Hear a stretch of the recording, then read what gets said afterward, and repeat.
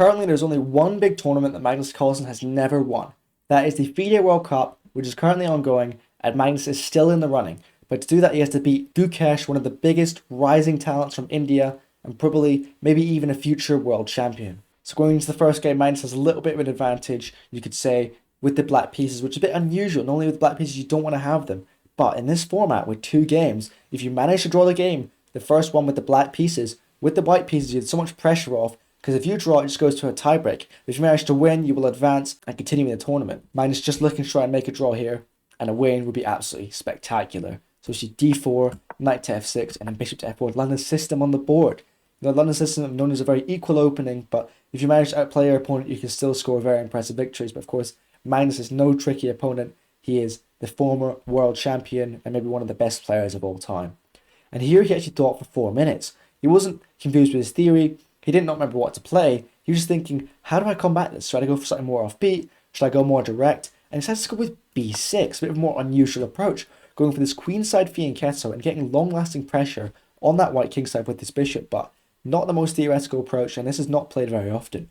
So knight c3, Gukesh again veering off the beaten track even more, with this atypical knight c3, maybe more typical of the Joe Bava London, trying to play for a quick e4.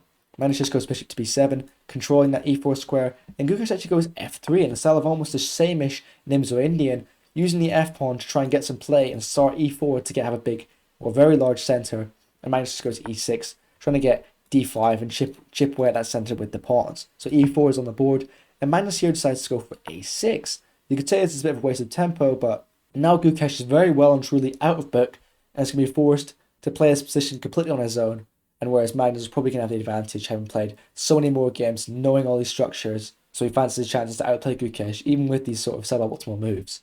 So there's a queen d2, Magnus immediately striking back in centre with d5, trying to again chip away at this sort of big central space occupied by white, and make sure it doesn't get rolled off the board. So we see long castles, bishop to b4 paying that knight. Gukesh kicks it away, so of course Magnus captures with the queen. Of course, you don't want to damage the structure. Then we see d takes e4, and Gukesh does not capture back. Instead, he pushes the pawn, d5, and this pawn can be captured 4 different ways. And it's weird, almost none of them seem good. Of course, if you capture with the queen, just rook takes, you've lost your queen. If you decide to capture with the knight, you will lose your pawn on g7. If you want to capture with the bishop, you're going to lose your pawn on c7 with tempo after a move like bishop c7, hitting the queen. Looks very ugly. This bishop's going to be extremely strong, maybe even right into a square like d6 where it cuts off your castling and then complete cuts off circulation in the black camp. And if you want to capture with the pawn, it's a similar thing. Just bishop takes c7. It's going to ruin your day. In the game, Magnus actually decided to capture with the knight, going knight takes d5, and after queen takes g7, decided to proceed with queen to f6, immediately offering that queen trade. And with this imbalanced structure, you can almost say Magnus has quite a lot of play, because if you can use the imbalance better to your favour than your opponent's, or than your opponent can, you're much more likely to have winning chances than if the structure is completely symmetrical. So the queen trade is actually on the board, and then bishop to e5 by Gukesh, immediately putting a bit of pressure on that knight. So Magnus just moves his king, Gukesh regains material equality, and Magnus just moves that knight to d7. We see bishop to g3, rook h to g8, and then bishop to e2.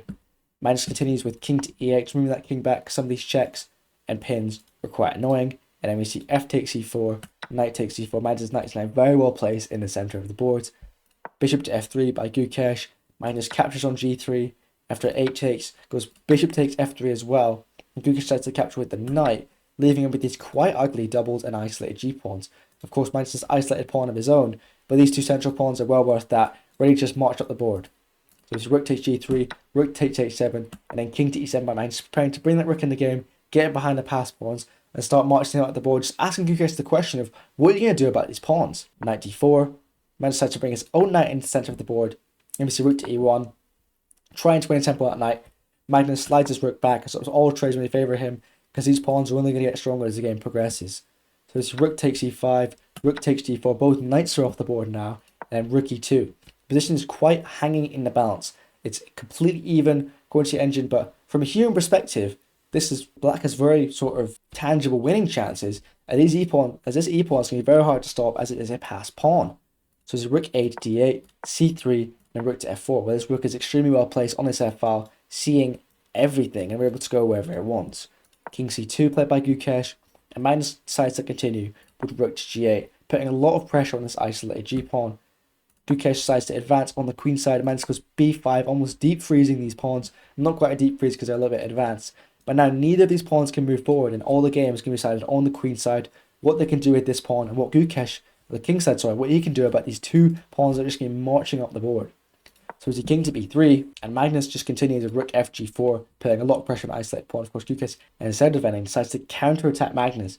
Magnus goes rook g7, offering a trade of rooks and defending his weak f7 pawn, and Gukesh obliges both his rooks off the board. Now it's just one rook apiece in this theoretically even endgame, but let's see what Magnus can cook up here. We see a4, and Magnus decides to go with f5, lunging in the center. Of course, this exchange means nothing else. Queen side is still locked. This pawn controls a lot of key squares, and Gukesh goes with an interesting plan. He decides to rotate that rook over and try and put a bit of pressure on this pawn at b7, but he realizes he has to drop this rook back, otherwise he's going to lose this pawn on g2, and Gukesh is going to have to be tearing his hair out to stop these from getting up the board. So we see f4, Magnus pushing that pawn. If you can advance a pawn towards promotion, you might as well do it. And rook c2. And here Gukesh just made too many mistakes. Magnus' position is too easy to play. He just continues with rook g3, stopping this g-pawn from advancing and pinning this pawn to the king, making Gukesh's position a bit more hard to play. So king a2, Magnus goes king to e5, just marching that king into the center of the board.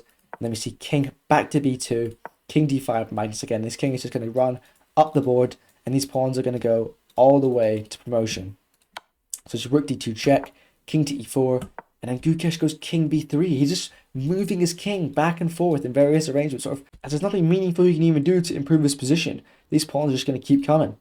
e5, rook e2 check, king to f5, king slides out of the way, rook d2, e4, rook d5 check, king to f6, rook takes b5. I mean, Gukesh wins the pawn, but it means nothing. These two central pawns are absolute monsters.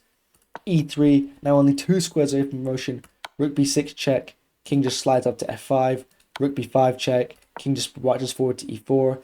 After rook b8, Magnus Carlsen here played the move e2, and now it is impossible to stop promotion. If you want to play a move like checking from the back, Magnus is just going to go king to d3.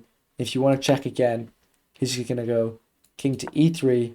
After you check for a third time, he has king to f2, securing that promotion square, and you're going to have to sacrifice that rook. So that was why, a few moves back, in this position, Gukesh resigned the game, and then Magnus Carlsen went on to draw the next game with the white pieces, securing himself a place one round further in the FIDE World Cup.